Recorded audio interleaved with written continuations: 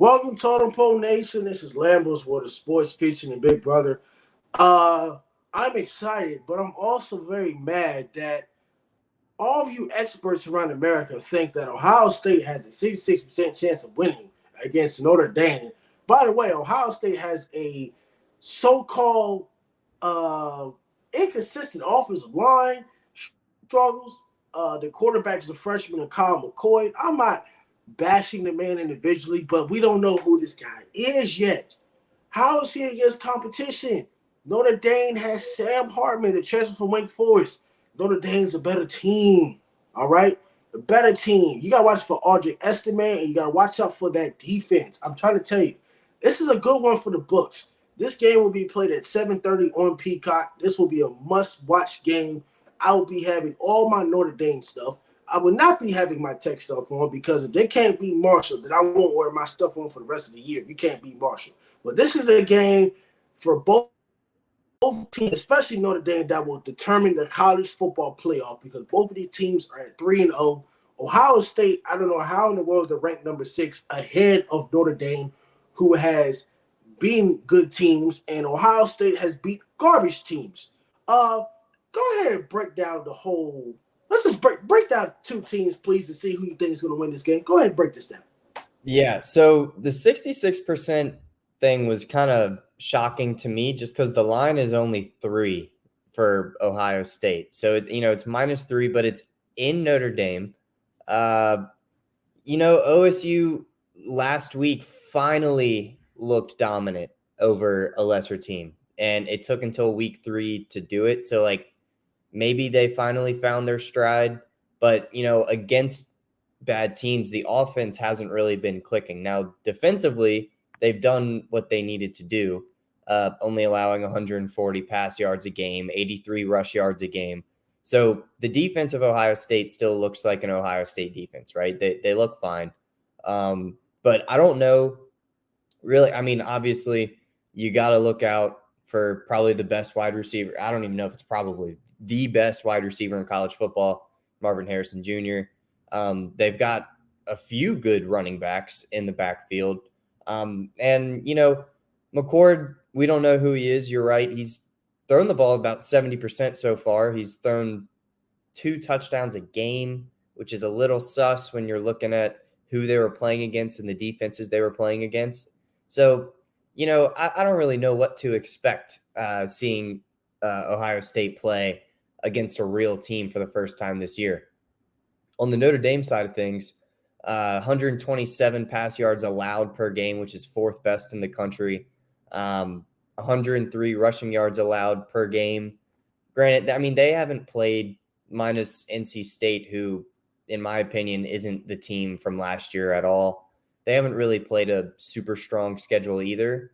But Navy is a run-hard team. They switched it up a little bit this year, passed a little bit more. But that's supposed to be a team that can hang 150 to 200 rushing yards on almost everybody. And you can see it in, well, maybe not almost everybody, but you know what I mean. They're a run-first team, and they handled the run very well. They haven't really been tested in the passing department yet.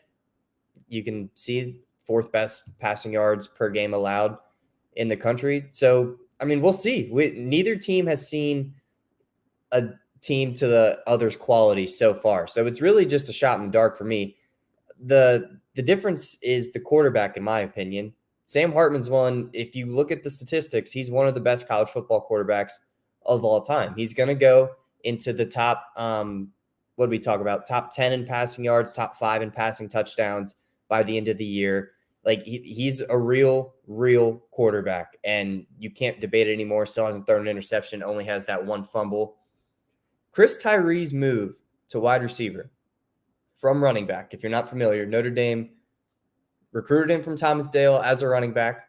He got beaten out a couple times. They shifted him over to wide receiver, and now he's the top wide receiver on the team with 216 receiving yards and 2 touchdowns so far. And this is an offense that spreads the ball out. It's not just one receiver is getting every target and his numbers are super inflated. Marvin Harrison Jr. Now, obviously, Marvin Harrison Jr. deserves that because he's the best wide receiver in college football. But yeah, I think to me, it comes down to which quarterback do I trust more, given that both defenses are legit. And I trust, number one, the home team, number two, Sam Hartman. So I'm going with the upset here. I already know you are too, but I'm taking Notre Dame to win this game. I don't know if it's going to be super high scoring just because, both defenses are great. And Ohio State hasn't showed that they're a high scoring team yet, minus that game last week against a just terrible opponent. So yeah, I'm rolling with Notre Dame in this one. I got them winning this game by 3. Last year's game was a close one. It was at Ohio State. But here's the difference. The quarterback was not good. We had Tyler Buckner at quarterback last year.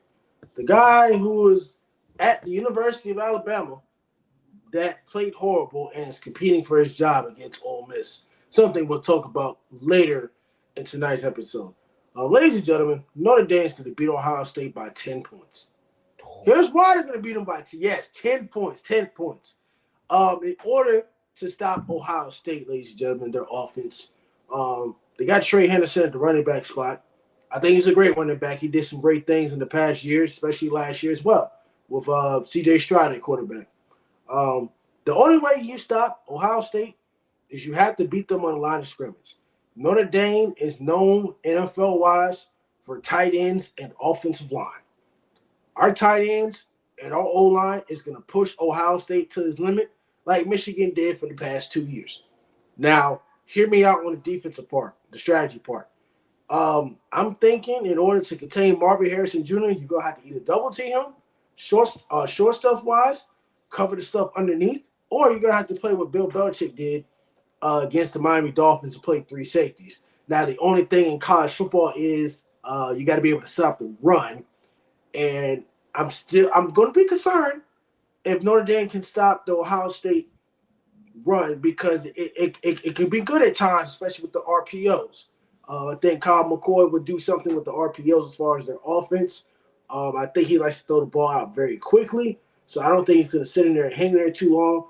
But the only way, I'm going to say the only way, the consistent way or the thing that can get them an advantage is to sack the quarterback. We cannot let Kyle McCoy have all day to throw the ball. If he has more than 5 seconds, it's going to be very iffy for the whole game. But Notre Dame has to go off to a fast start. The best strategy way to win this game offensively is do what you did to Clemson last year. Run the football. Keep running it and keep running it and keep running it. Use your tight ends and mix it up. Use your tight ends, use your wide receivers, but play run first. Make Ohio State stop you from the run.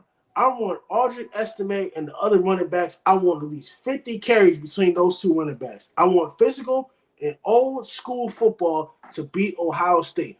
I want the Ohio State D-line to get so tired. I want that Ohio State defense on the field for 40 minutes. The best way that Notre Dame will win this game is to control the clock. Time of possession, make the game shorter. If you make the game longer, Ohio State wins because they like to score a lot of points. They don't like to play defense. That's why they hadn't beat Michigan in 2 years, and they won't beat them again. So Notre Dame is going to come up top. They're going to win by 10 points, and I might put them on a parlay because the Fighting Irish is their chance. It's their year. They are going to the college football playoff, and they will finish the season undefeated. And it starts with Ohio State because Ohio State is trash. I'm with you. Any last thoughts on this game? I'm with. I mean, I don't know about I said 3 points. You say just a touchdown more. That's cool.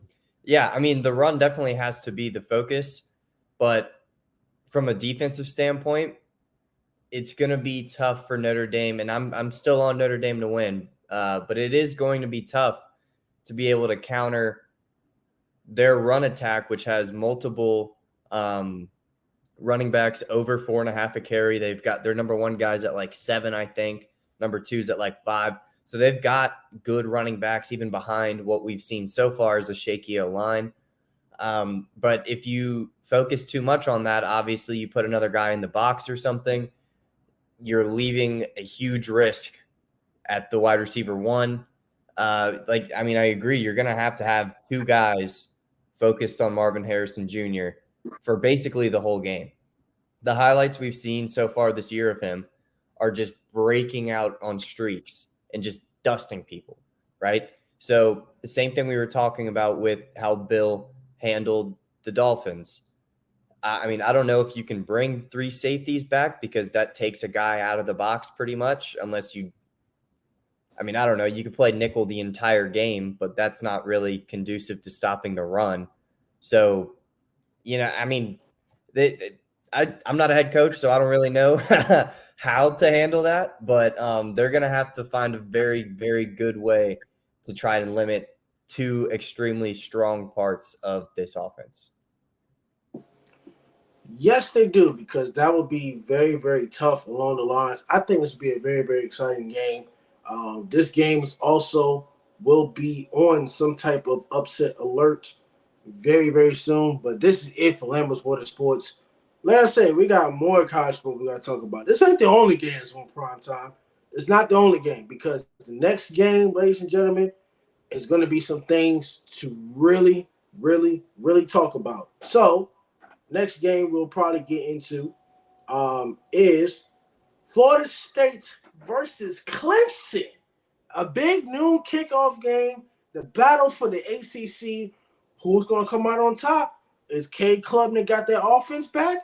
Or is Jordan Travis going to do something with that injured elbow wrist that he had against Boston College? So that's going to be our next thing. We'll tell you who wins between Florida State and Clemson. But this is Lambo Sports featuring the Big Brother. We will catch you in the next 5 minutes for the big noon ACC matchup of Florida State versus Clemson. We'll catch you later.